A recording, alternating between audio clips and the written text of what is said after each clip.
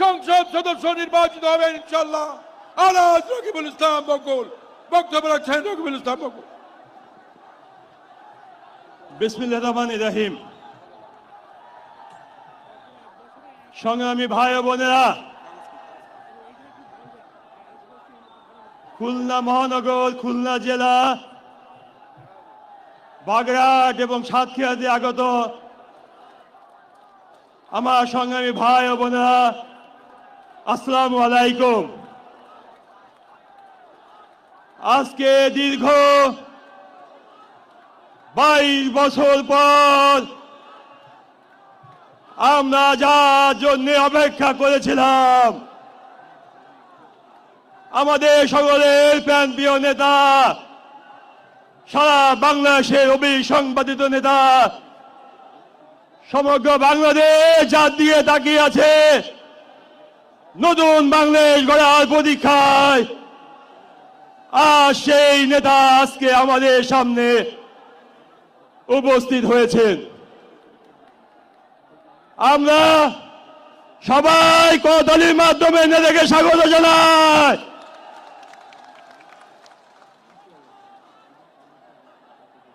বক্তব্য আমি দিব না আজকে।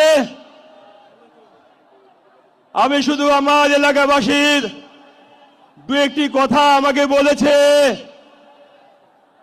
তারা বলেছে যদি আমাদের নেতার সাথে আপনার দেখা হয় তাহলে কয়েকটি কথা আমাদের নেতাকে জানাবেন। আমার শ্রমিক অধ্যুষিত এলাকা শিল্পনগরী, এই এলাকা একসময় কর্মমুখর চাঞ্চল্যে ভরপুর ছিল, মানুষের পেটে ভাত ছিল, মুখে হাসি ছিল, সন্তানেরা স্কুলে লেখাপড়া করত, আর মা বোনেরা চিকিৎসা সেবা পেত। আজ সেই শিল্পনগরী আজ মৃত্যু নগরীতে পরিণত হয়েছে। আমার মা বোনেরা আমাকে বলেছে যদি আমাদের নেতার সাথে আপনার দেখা হয় বলবেন এইসব শিল্পনগরীগুলো পুনরায় খুলে দিতে হবে এবং নতুন করে কর্মসংস্থানের সুযোগ সৃষ্টি করতে হবে। 26 জুট মিল বন্ধ আছে, হার্ডবোর্ড মিল বন্ধ, নিউজপ্রিন্ট মিল বন্ধ, সমস্ত জুট মিলগুলো বন্ধ, জুট প্রেস বন্ধ, এইসব মিলগুলো পুনরায় চালু করতে হবে। আমাকে বলেছে আমাদের এলাকার নেতা কর্মীরা এবং মা বোনেরা। আমাদের ছাত্র সমাজ, ছাত্রভাই আমাকে বলেছে আপনার সাথে যদি আপনার আমাদের নেতা দেখায় বলবেন বিএল কলেজে পূর্ণাঙ্গ বিশ্ববিদ্যালয় রূপান্তর করতে হবে। বলেছে আমাদের মা বোনেরা কানে কানে বলেছে আমরা অনেক অসুস্থ, আমাদের এই অঞ্চলের 10 লক্ষের অধিক মানুষ বসবাস করে, একটি উন্নত মানের হাসপাতাল নাই, তারা একটি আধুনিক জেনারেল হাসপাতাল চায় আমাদের নেতার কাছে। আমি বলতে চাই এই টেবিল অনেক কথা আমাদের বলেছে, সময় সংক্ষিপ্ত, আমি লিখিত আকারে আমার নেতার কাছে এগুলো পেশ করব। শুধু একটি কথাই বলবো, আল্লাহ তাআলা যদি তৌফিক দান করে আর জনগণ যদি ভোট দিয়ে আমার নেতাকে বাংলাদেশের প্রধানমন্ত্রী বানায়, ইনশাআল্লাহ আমরা আমাদের এলাকা সহ সারা বাংলাদেশের মানুষের আশা আকাঙ্ক্ষা পূরণ করব ইনশাআল্লাহ। সকলকে ধন্যবাদ জানিয়ে আমি আমার বক্তব্য শেষ করছি। সবাই আমাদের নেতার জন্য দোয়া করবেন, মহান আল্লাহ তাআলার জন্য আমার নেতাকে সুস্থ থাকে, সুন্দর থাকে এবং আগামী দিনে নতুন বাংলাদেশ গড়ার প্রত্যয় নিয়ে যুব সমাজের আশা আকাঙ্ক্ষা পূরণের জন্য প্রত্যয় নিয়ে যে সংগ্রাম করছেন, দেশ গড়ার প্রত্যয় নিয়ে 31 দফার আলোকে নতুন বাংলাদেশ গড়ার প্রত্যয় নিয়ে মাঠে নেমেছেন, আল্লাহ তাআলার জন্য আশা পূর্ণ করে। ধন্যবাদ। আল্লাহ হাফেজ। বাংলা জিন্দাবাদ, জাতীয়তাবাদী দল জিন্দাবাদ, শহীদ অমরক, দেশনেত্রী বেগম খালেদা জিয়া অমরক এবং আমাদের আশা আকাঙ্ক্ষার প্রতীক জনাব তারেক রহমান জিন্দাবাদ। প্রিয় নেতা কর্মী ভাই ও বোনেরা, প্রিয় খালিশপুরবাসী, প্রিয় সমাবেশ, আমাদের আজকের সভার সভাপতি অ্যাডভোকেট শফিকুল আলম মোরা সমাবেশের পক্ষ থেকে ধন্যবাদ জানাবেন। তারপরেই আমাদের নেতা আপনাদের সামনে বক্তব্য রাখবেন। বক্তব্য রাখছেন অ্যাডভোকেট এস.এম. শফিকুল আলম মোরা। বিসমিল্লাহির রহমানির রহিম। আজকের অনুষ্ঠানের প্রধান অতিথি 20 কোটি মানুষের আশা আকাঙ্ক্ষার প্রতীক, স্বাধীনতার সার্বভৌমত্বের প্রতীক, আমাদের প্রিয় নেতা জনাব তারেক রহমান, মঞ্চে উপবিষ্ট নেতৃবৃন্দ, খুলনার প্রিয় ভাই ও বোনেরা, আসসালামু আলাইকুম। আমরা যারা এই খুলনায় বাস করি আমরা জানি এক সময় খুলনা শিল্প নগরী ছিল। এই খুলনায় এক সময় শহীদ জিয়া খুলনার যে জুট মিলগুলো ছিল প্রত্যেকটি জুট মিলে 3 শিফট চালু করেছিলেন। আর হাসিনার সরকার সব জুট মিলগুলো বন্ধ করে দিয়েছে। এই বন্ধ করে দিয়ে তাদের পেটুয়া লোকদের দিয়ে লিজ দিয়ে জুট মিলগুলোকে ধ্বংসের বুকে নিয়ে গিয়েছে। কর্মচারী কর্মকর্তারা বেতন পায় নাই, গ্র্যাচুইটি পায় নাই, এখনো পর্যন্ত তারা তিলে তিলে ধুকে ধুকে মরছে। আমরা এইগুলি চালু করতে চাই। মাননীয় চেয়ারম্যান, আমরা সুন্দরবন কেন্দ্রিক পর্যটন শিল্প গড়ে তুলতে চাই। আপনি ইনশাল্লাহ আগামীতে জনগণের ভোটে নির্বাচিত হয়ে বাংলাদেশের প্রধানমন্ত্রী হবেন। এই অবিরত খুলনার দিকে আপনি বিশেষ দৃষ্টি দেবেন, এই আহ্বান জানিয়ে আমি আমার বক্তব্য শেষ করছি। সকলকে ধন্যবাদ দিচ্ছি। আসসালামু আলাইকুম। প্রিয় সমাবেশ, এখন আপনাদের সামনে বক্তব্য রাখছেন আমাদের চেয়ারম্যান শহীদ জিয়া, দেশনেত্রী বেগম খালেদা জিয়ার যোগ্য উত্তরাধিকার, আগামী দিনের স্বপ্নদ্রষ্টা, আগামী দিনের প্রধানমন্ত্রী, দেশনায়ক তারেক রহমান। বক্তব্য রাখছেন দেশনায়ক তারেক রহমান। বিসমিল্লাহির রহমানির রহিম। আজকের এই নির্বাচনী জনসভায় উপস্থিত সম্মানিত সভাপতি, উপস্থিত ধানের শীষের প্রার্থীগণ, নেতৃবৃন্দ, আমার সহকর্মীবৃন্দ এবং উপস্থিত খুলনা, সাতক্ষীরা এবং বাগেরহাট থেকে আগত আমার প্রিয় ভাই ও বোনেরা, আসসালামু আলাইকুম। ভালো আছেন আপনারা? আচ্ছা, আলহামদুলিল্লাহ। প্রিয় ভাই বোনেরা, আজকে আমরা এখানে সকলে একত্রিত হয়েছি নির্বাচন উপলক্ষে। আগামী 12 তারিখে যে দেশের সাধারণ নির্বাচন, সেই নির্বাচন উপলক্ষে আজকে বিএনপি বা ধানের শীষের একটি নির্বাচনী জনসভা। প্রিয় ভাই বোনেরা, আমরা বাংলাদেশ জাতীয়তাবাদী দল বিএনপি আমরা বিশ্বাস করি যে শুধু কথাল ফুলঝুরি নয়, বরং দেশকে আমাদেরকে সামনের দিকে নিতে হবে ভবিষ্যতে। আমরা বিগত 15-16 বছর বহু আন্দোলন করেছি, বহু সংগ্রাম করেছি এবং এর ভেতরে আমাদের বহু নেতাকর্মী গুম, খুন, হত্যার শিকার হয়েছে। বহু হাজার হাজার লক্ষ লক্ষ নেতাকর্মী, বিএনপি সহ বিভিন্ন রাজনৈতিক দলের নেতাকর্মীরা গায়েবী মামলার অত্যাচার, নির্যাতনের শিকার হয়েছে। তারপরেও বাংলাদেশের মানুষ 2024 সালের সেই জুলাই আগস্ট মাসে দল মত নির্বিশেষে সকলের রাজপথে নেমে এসে বাংলাদেশের স্বৈরাচারকে এই দেশ থেকে বিদায় করেছিল। প্রিয় ভাই বোনেরা, বিগত 16 বছর ধরে বাংলাদেশের মানুষ তার রাজনৈতিক অর্থাৎ ভোটের অধিকার প্রয়োগ করতে পারেনি। বাংলাদেশের মানুষ বিগত 16 বছর ধরে তার মতামতের ভিত্তিতে তার প্রতিনিধি নির্বাচন করতে পারেনি। শুধু সেটি জাতীয় নির্বাচনের ক্ষেত্রে নয়, এমনকি সেটি লোকাল নির্বাচনের ক্ষেত্রেও একই ঘটনা দেখা গিয়েছে। বাংলাদেশের মানুষ গত 16 বছর ধরে স্বৈরাচার সময় তাদের মনের অভিব্যক্তি প্রকাশ করতে পারেনি। কেউ যদি কথা বলার চেষ্টা করেছে, আমরা দেখেছি কিভাবে তাকে রাতের আধারে তুলে নেওয়া হয়েছে, গুম করা হয়েছে, খুন করা হয়েছিল। প্রিয় ভাই বোনেরা, আজ সময় এসেছে, আজ বাংলাদেশের মানুষ তার দাবি আদায়ের জন্য আজ অবস্থান গ্রহণ করেছে এবং 12 তারিখে ইনশাল্লাহ বাংলাদেশের মানুষকে যেই অধিকার থেকে গত 1 যুগেরও বেশি সময় ধরে বঞ্চিত করে রাখা হয়েছিল সেই অধিকার প্রয়োগ করবে। প্রিয় ভাই বোনেরা, আমরা বিএনপি বাংলাদেশ জাতীয়তাবাদী দল আমরা বিশ্বাস করি যে একটি রাজনৈতিক দল হিসেবে যেহেতু অতীতেও আমাদের রাষ্ট্র পরিচালনার অভিজ্ঞতা বা দায়িত্বে আমরা ছিলাম, একইভাবে ইনশাল্লাহ আগামী দিনে বাংলাদেশের মানুষের সমর্থনে আল্লাহ তাআলার রহমতে আমরা সরকার গঠন করলে ইনশাল্লাহ আমাদের প্রথম দায়িত্ব হচ্ছে দেশকে পুনর্গঠন করা। কিন্তু প্রিয় ভাই বোনেরা, দেশকে যদি পুনর্গঠন করতে হয় তাহলে দেশের দল মত নির্বিশেষে, শ্রেণী পেশা নির্বিশেষে সকল মানুষকে নিয়ে আমাদের দেশকে পুনর্গঠন করতে হবে। শুধু যে কোনো এক ধরনের মানুষকে নিয়ে দেশ কখনো পুনর্গঠন করা যায় না। হয়তো অন্য কাজ করা যায়, কিন্তু দেশ পুনর্গঠন করা যায় না।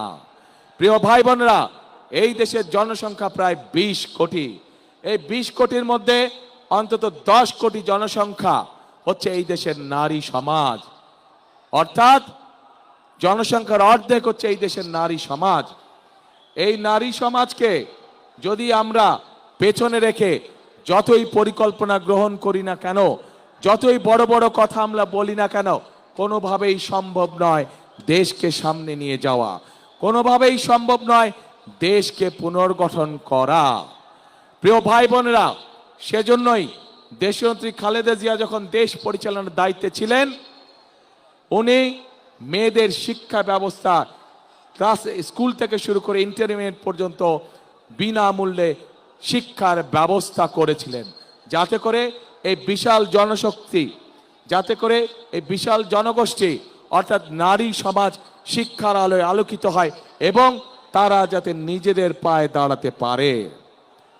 প্রিয় ভাই বোনেরা, নির্বাচন এসেছে, স্বাভাবিকভাবেই বিভিন্ন রাজনৈতিক দল তাদের বিভিন্ন লক্ষ্য উদ্দেশ্য জনগণের সামনে উপস্থাপন করবে।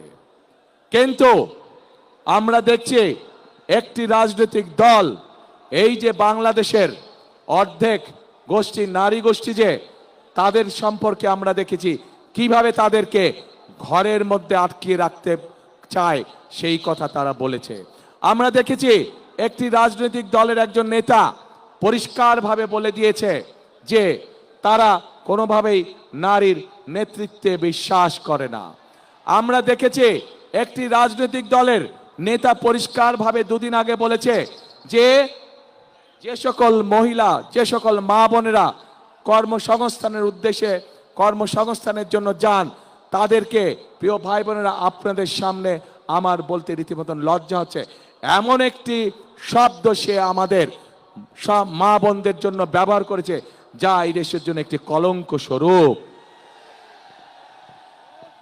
প্রিয় ভাই বোনেরা, এই বাংলাদেশে খেটে খাওয়া মানুষের পরিবারের অধিকাংশ নারী কোনো না কোনোভাবে সংসারের উপার্জনের জন্য কাজ করে থাকে। এই বাংলাদেশের লক্ষ লক্ষ 50 লক্ষের উপরে নারী আজ যেই গার্মেন্ট শিল্প নিয়ে সকলে গৌরব করে, সেই গার্মেন্ট শিল্পে নারী শ্রমিকরা কাজ করেন। প্রিয় ভাই বোনেরা, সেটি নিম্ন মধ্যবিত্ত হোক, মধ্যবিত্ত হোক, সকল পরিবারের কর্মজীবী পরিবারের প্রায় সকল নারী আজ সংসার পরিচালনার জন্য দ্রব্যমূল্যের যে ঊর্ধ্বগতি, সকল কিছুর যে দাম ঊর্ধ্বগতি, তার জন্য শুধু স্বামী একা কর্মসংস্থান হয় না, স্ত্রীকেও পাশাপাশি বিভিন্নভাবে কাজ করতে হয় এবং তারা এর মাধ্যমে তাদের সংসার জীবন নির্বাহ করে থাকে। কিন্তু আজ আমরা দেখেছি একটি রাজনৈতিক দলের নেতা পরিষ্কারভাবে নারীদেরকে কিভাবে অসম্মানিত করেছে, তাদেরকে খারাপ ভাষা দিয়ে অসম্মানিত করেছে। প্রিয় ভাই বোনেরা, আমাদের নবী করিম সাল্লাল্লাহু আলাইহি সাল্লাম, উনার যে স্ত্রী ছিলেন বিবি খাদিজাও ছিলেন একজন কর্মমুখী মহিলা। উনি ছিলেন একজন মহিলা ব্যবসায়ী। আজকে যেই দলটি যাদের নেতা আজ বাংলাদেশের নারীদেরকে একটি খারাপ কিছুর সাথে তুলনা করেছে, তারা বলে তারা ইসলাম কায়েম করবে, কিন্তু নবী করিম সাল্লাল্লাহু আলাইহি ওয়াসাল্লামের স্ত্রী পর্যন্ত, উনিও পর্যন্ত একজন ব্যবসায়ী ছিলেন। তাহলে আজকে কোথায় গিয়ে দাঁড়ালো বাংলাদেশের নারী সমাজ তথা তাবৎ পৃথিবীর নারী সমাজকে কিভাবে অপমান করা হলো? যে দলটি নির্বাচনের আগে দেশের অর্ধেক জনগোষ্ঠীকে ঘরের মধ্যে বন্দী করতে চায়, যে দলটি নির্বাচনের আগে দেশের অর্ধেক জনগোষ্ঠীকে অসম্মানজনকভাবে কথা বলে, তাহলে আপনাদের কাছে আমার প্রশ্ন আজকে, নির্বাচনে যদি তারা কোনোভাবে সুযোগ পায় নির্বাচন পরবর্তী সময়, তাহলে তাদের আচরণ কি হতে পারে? কাজেই প্রিয় ভাই বোনেরা, এরা শুধু নিজের স্বার্থের কথা বোঝে, এরা ধর্মকে ব্যবহার করে নিজেদের স্বার্থ রক্ষা করার জন্য। যেখানে প্রয়োজন সেখানে তারা তাদের মতন করে ধর্মকে ব্যবহার করে। আমরা গতকাল দেখেছি, যখন এই কথা বলার পরে তীব্র সমালোচনা শুরু হলো নারী সমাজ থেকে, যখন এই কথা বলার পরে তীব্র সমালোচনা শুরু হলো সমাজের প্রত্যেকটি মানুষের কাছ থেকে, তখন তারা বলছে তাদের এই আইডি নাকি ফেক হয়ে আইডি হ্যাক হয়ে গিয়েছিল। প্রিয় ভাই বোনেরা, এই বিষয়ে যারা বিশেষজ্ঞ তারা পরিষ্কারভাবে বিভিন্নভাবে বলেছে যে আইডি এইভাবে হ্যাক হতে পারে না। একটি রাজনৈতিক দলের একজন সিনিয়র নেতা জনগণের সামনে নির্বাচনের আগে এইভাবে মিথ্যা কথা বলছে, দলটি পর্যন্ত মিথ্যা কথা বলছে, তাদের আইডি বলে হ্যাক হয়ে গেছিল, অথচ আইডি হ্যাক হয়নি তাদের। কাজেই এরা নির্বাচনের আগে নিজেদের স্বার্থ সিদ্ধির জন্য মানুষের সামনে মিথ্যা কথা তুলে ধরছে, মিথ্যা কথা তারা বলছে। এদের একটাই পরিচয়, এরা মিথ্যাবাদী, এরা প্রয়োজনে নিজেদের সাথে মিথ্যা কথা বলে। যারা মিথ্যা কথা বলে, হাজারো লক্ষ কোটি মানুষের সামনে যারা মিথ্যা কথা বলে, যারা বিশেষজ্ঞদের মুখের উপরে মিথ্যা কথা বলে, এরা আর যাই হোক এরা দেশ দরদি হতে পারে না, এরা আর যাই হোক এরা কখনো মানুষের দরদি হতে পারে না, এরা আর যাই হোক এরা কখনো জনদরদি হতে পারে না। এদের দরদ শুধু এদের নিজেদের লক্ষ্যের জন্য, এদের দরদ শুধু এদের নিজেদের উদ্দেশ্যের জন্য। এবং সেই জন্য প্রিয় ভাই বোনেরা, আমরা যেহেতু বিশ্বাস করি বিপুল অর্ধেক জনগোষ্ঠীকে পিছনে রেখে কোনোভাবেই দেশের উন্নয়ন করা সম্ভব নয়, সেজন্যই আমরা বলেছি ইনশাল্লাহ আপনাদের আল্লাহর রহমতে বিএনপি সরকার গঠন করলে বাংলাদেশের প্রত্যেকটি গৃহিণীর কাছে, প্রত্যেকটি মায়ের কাছে আমরা ফ্যামিলি কার্ড পৌঁছে দিব। যেই ফ্যামিলি কার্ডের মাধ্যমে আমরা দেশের নারী সমাজকে ধীরে ধীরে স্বাবলম্বী করে গড়ে তুলতে চাই, যাতে করে এই নারী সমাজ কারো প্রতি মুখাপেক্ষী হয়ে তা না থাকতে হয়, যাতে করে তারা নিজেদের পায়ে নিজেদের দাঁড়িয়ে যেতে পারে। আজকে বাংলাদেশের তাবৎ মা বোনদেরকে বলবো আমি, যারা আপনাদেরকে এইভাবে অপমানিত করে তাদেরকে আপনারা কিভাবে জবাব দেবেন, আজ সেই সিদ্ধান্ত নেবার সময় এসেছে। প্রিয় ভাই বোনেরা, শুধু তাই নয়, চিন্তা করে দেখুন তাদের দলেও কিন্তু নারী কর্মী আছে। আজ তাদের দলের নারী কর্মীতে আমাদের প্রশ্ন, আপনারাও তো ঘর থেকে বের হয়ে দলের কাজে যাচ্ছেন, ঘর থেকে বের হয়ে যে নারী কাজে যায় তাকে আপনাদের নেতা কিসের সাথে তুলনা করেছে চিন্তা করে দেখুন। তাহলে আমাদের প্রশ্ন, ওই দলের যারা নারী সদস্য আছে তাহলে তাদের প্রকৃতি পরিচয় কি? তাদের নেতার বক্তব্য অনুযায়ী তাহলে তাদের প্রকৃতি পরিচয় কি? যেই দলের নেতা নিজের দলের নারী কর্মীদেরকে এইভাবে অপদস্থ অপমানিত করতে পারে, সেই দলের নেতা যদি সুযোগ পায় তাহলে বাংলাদেশের সাধারণ নারীদেরকে, সাধারণ মা বোনদেরকে তারা কিভাবে অপদস্থ অপমানিত করবে, যার অবশ্য উদাহরণ আমরা 1971 সালেই দেখেছিলাম। এই দেশের লক্ষ লক্ষ মা বোনদেরকে অসম্মানিত করেছিল এই দলটির পূর্বসূরি নেতৃবৃন্দ। কাজেই যাদের কাছে মানুষের কোনো মূল্যায়ন নেই, যাদের কাছে মানুষের কোনো আত্মসম্মান বোধ নেই, তাদের কাছে কখনো দেশ নিরাপদ হতে পারে না, তাদের কাছে কখনো দেশের মানুষ নিরাপদ হতে পারে না, নারী পুরুষ নির্বিশেষে। প্রিয় ভাই বোনেরা, প্রিয় ভাই বোনেরা, আজ এই খুলনা সহ, সাতক্ষীরা সহ, বাগেরহাট সহ এই বিশাল অঞ্চলে আজ বহু সমস্যা আছে। যেমন এই খুলনা ছিল এক সময় শিল্প নগরী, কিন্তু আমরা দেখছি গ্যাস সহ বিভিন্ন কারণে আজ এই শিল্প নগরী প্রায় মৃত নগরীতে পরিণত হয়েছে, শিল্প মৃত নগরী। আমরা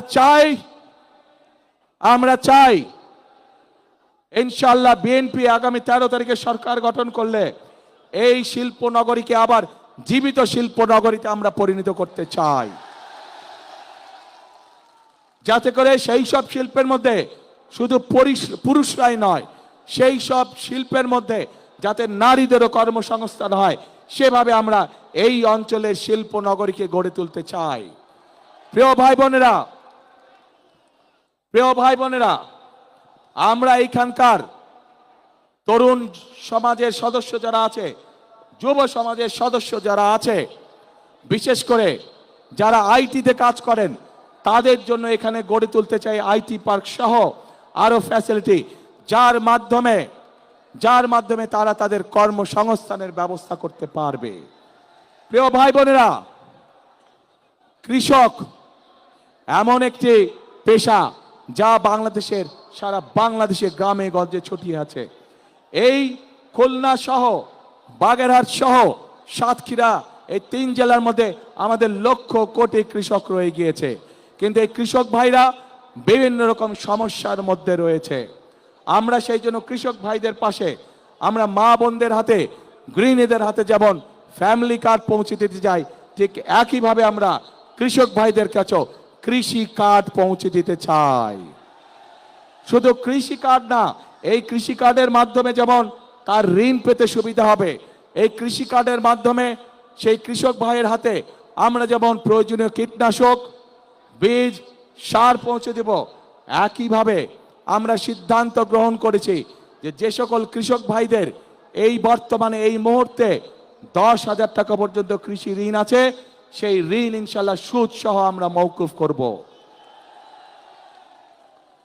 প্রিয় ভাই বোনেরা, আজ দেশকে গড়ার সময় হয়েছে, দেশকে আমাদের পুনর্গঠন করতে হবে। এই যে লক্ষ মানুষ আজ এখানে উপস্থিত হয়েছেন, এই দেশ যদি ঠিক থাকে, এই দেশকে যদি আমরা পুনর্গঠন করতে পারি, দেশে বেকারদের কর্মসংস্থান করতে পারি, দেশের নারীদেরকে স্বাবলম্বী করে গড়ে তুলতে পারি, দেশের শিক্ষার্থীদের সঠিক শিক্ষার ব্যবস্থা আমরা তৈরি করতে পারি, দেশের মানুষের চিকিৎসা ব্যবস্থা যদি আমরা তৈরি করতে পারি, তাহলেই একমাত্র সম্ভব আমাদের সেই প্রত্যাশিত বাংলাদেশকে গড়ে তোলা।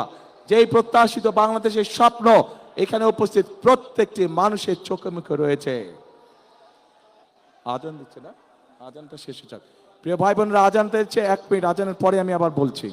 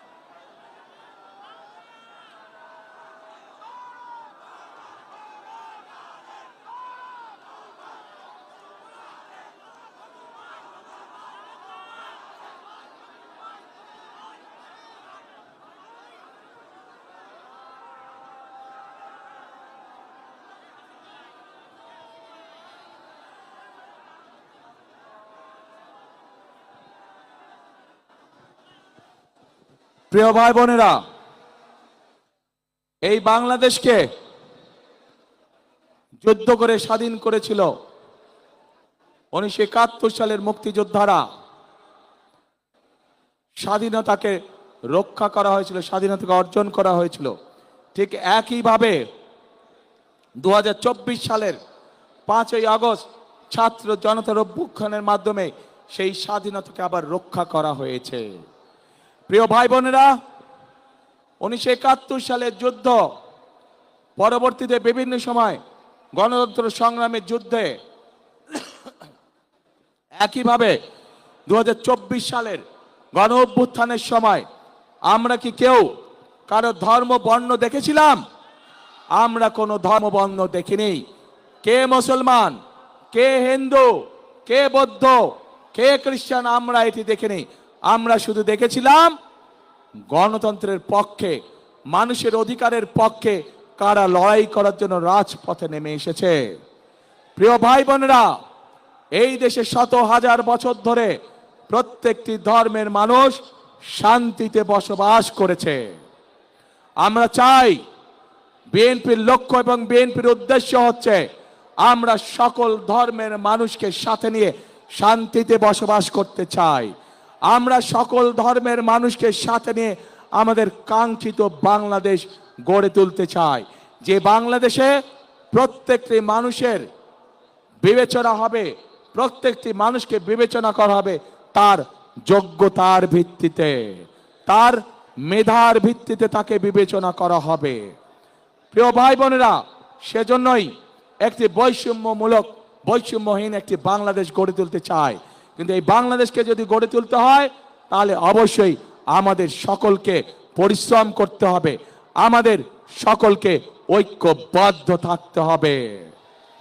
প্রিয় ভাই বোনেরা, বহু আত্মত্যাগের বিনিময় আজকে যে আমাদের রাজনৈতিক অধিকার, যেই অধিকারের জন্য বিগত 1 যুগেরও বেশি সময় ধরে বহু মানুষ গুম খুনের শিকার হয়েছে, বহু মানুষ অত্যাচার নির্যাতনের শিকার হয়েছে, সেই অধিকার বাস্তবায়িত হতে যাচ্ছে আগামী ইনশাআল্লাহ 12 তারিখ। কিন্তু আমরা খেয়াল করছি, একটি মহল বলার চেষ্টা করছে এবার ভোট গণনাতে বলে অনেক সময় লাগবে। শুনেছেন এই কথা আপনারা? প্রিয় ভাই বোনেরা, ষড়যন্ত্র কিন্তু আবার শুরু করেছে। এই যে যাদের কথা বলেছি প্রথমে, যারা জনগণের সামনে সকাল বিকাল মিথ্যে কথা বলছে, যারা দেশের নারী সমাজকে হেয় প্রতিপন্ন করছে, এরাই আবার ষড়যন্ত্র শুরু করেছে বিভিন্ন ভাবে। কারণ তারা জানে তাদের এইসব কথাবার্তা, তাদের এইসব কাজকর্ম, এইসব ফাঁকি ঝুঁকে মানুষ ধরে ফেলেছে, এবং সেজন্যই তারা বিভিন্ন ছল চাতুরির চেষ্টা করছে। প্রিয় ভাই বোনেরা, আজ তাই এই জনসভায় দাঁড়িয়ে আপনাদের সকলকে বলতে চাই, আপনাদেরকে আজ থেকে সতর্ক থাকতে হবে, সজাগ থাকতে হবে। যে অধিকার আপনি গত 1 যুগ ধরে পাননি, আবার যাতে এই অধিকার কেউ কেড়ে নিয়ে যেতে না পারে, আপনাদের সকলকে সতর্ক থাকতে হবে। দল মত ধর্ম বর্ণ নির্বিশেষে আমাদের সকলকে সতর্ক এবং সজাগ থাকতে হবে। প্রিয় ভাই বোনেরা, আমরা যদি সকলে ঐক্যবদ্ধ থাকি, সকলে যদি আমরা একত্রিত হয়ে থাকি, তাহলে অবশ্যই আমরা আমাদের সেই কাঙ্ক্ষিত বাংলাদেশ গড়ে তুলতে সক্ষম হব। এবং সেই কাঙ্ক্ষিত বাংলাদেশের স্লোগান হবে একটাই। জানেন কি সেই স্লোগান? করব কাজ, কি ভাই? করব কাজ, গর্ব দেশ, সবার আগে বাংলাদেশ। করব কাজ, সবার আগে ইনশাআল্লাহ। প্রিয় ভাই বোনেরা, আসুন আজ এই জনসভায় আমরা প্রতিজ্ঞাবদ্ধ হই যে আপনাদের সামনে অভিজ্ঞতা রয়ে গিয়েছে, এবং বর্তমান মুহূর্তে যতগুলি রাজনৈতিক দল আছে তাদের মধ্যে একমাত্র বিএনপির অভিজ্ঞতা আছে দেশ পরিচালনা করার। এবং যেহেতু বিএনপির অভিজ্ঞতা আছে দেশ পরিচালনা করার, একমাত্র বিএনপির পক্ষেই সম্ভব এই বাংলাদেশকে সঠিক পথে পরিচালিত করা। প্রিয় ভাই বোনেরা, দেশকে যদি সঠিক পথে পরিচালিত করতে হয়, দুটো বিষয় আমাদেরকে অত্যন্ত সতর্কভাবে সজাগ দৃষ্টি রাখতে হবে। এক, দেশের আইন শৃঙ্খলা রক্ষা করা, যে কোনো পরিস্থিতিতে দেশের আইন শৃঙ্খলা রক্ষা করা, যেন মানুষ শান্তিতে রাজপথে চলতে পারে, যেন মানুষ শান্তিতে তার ব্যবসা বাণিজ্য করতে পারে, যেন মানুষ শান্তিতে রাতে ঘুম যেতে পারে তার নিজের ঘরে। এই অভিজ্ঞতা বিএনপির আছে। বিএনপি জানে কিভাবে দেশে নিরাপদ পরিস্থিতি তৈরি করতে হয়। প্রিয় ভাই বোনেরা, একই সাথে বিএনপির আরেকটি অভিজ্ঞতা আছে কিভাবে দেশকে দুর্নীতির করাল গ্রাস থেকে বের করে নিয়ে আসতে হয়। অতীতেও আমরা দেখেছি যে স্বৈরাচার পালিয়ে গেছে, তারা যখন অতীতে ক্ষমতায় ছিল, তারা যখন দেশকে দুর্নীতিতে সয়লাব করে দিয়েছিল, পরবর্তীতে যখন দেশনেত্রী খালেদা জিয়া দেশ পরিচালনার দায়িত্ব গ্রহণ করেন, আমরা দেখেছি কিভাবে ধীরে ধীরে বাংলাদেশকে বিএনপি সরকার দুর্নীতির রাহু করাল গ্রাস থেকে বের করে নিয়ে এসেছিল। প্রিয় ভাই বোনেরা, সেজন্যই এই মুহূর্তে দেশকে পুনর্গঠনের জন্য যদি কোনো দল থেকে থাকে, সেটি হচ্ছে একটি দল, বাংলাদেশ জাতীয়তাবাদী দল। সেই দল হচ্ছে, সেই প্রতীক হচ্ছে একটি প্রতীক। কি সেই প্রতীক? ধানের শীষ।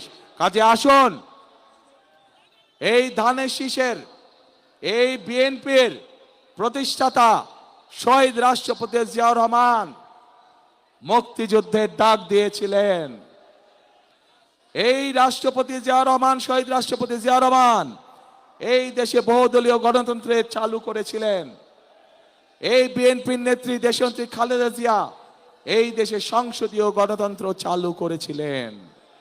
কাজেই সব কাজ থেকে প্রমাণিত হয় বিএনপি কাজ করে শুধুমাত্র জনগণের জন্য।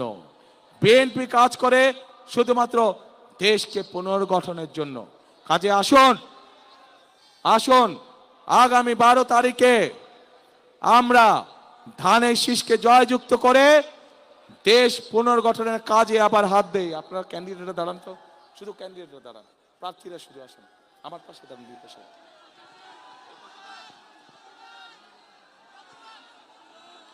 প্রিয় ভাই বোনেরা, এই যে আমার দুই পাশে যেই মানুষগুলোকে ধানের শীষ হাতে দিয়েছে, এদেরকে আপনারা কম বেশি চিনেন। এই মানুষগুলোকে 12 তারিখ পর্যন্ত দেখে রাখার দায়িত্ব আপনাদের। ইনশাল্লাহ 13 তারিখে ধানের শীষের সরকার গঠিত হলে 13 তারিখ থেকে এই মানুষগুলো আপনার এলাকার উন্নয়ন, আপনার সমস্যা, সুবিধা অসুবিধা সবকিছু দায় দায়িত্ব তাদের।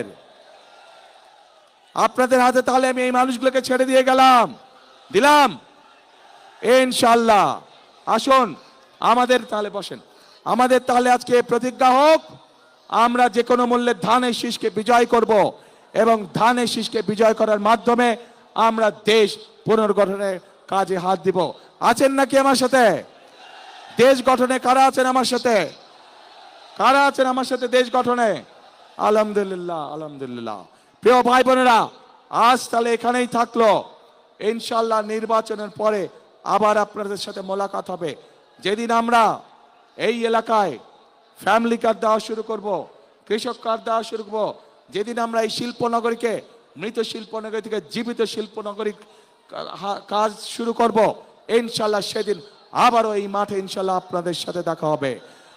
আসুন, কাজ একটাই, কথা একটাই, করব কাজ, গর্ব দেশ, সবার আগে বাংলাদেশ। আল্লাহ হাফেজ। বাংলাদেশ জিন্দাবাদ, বাংলাদেশ জাতীয়তাবাদী দল জিন্দাবাদ। আসসালামু আলাইকুম।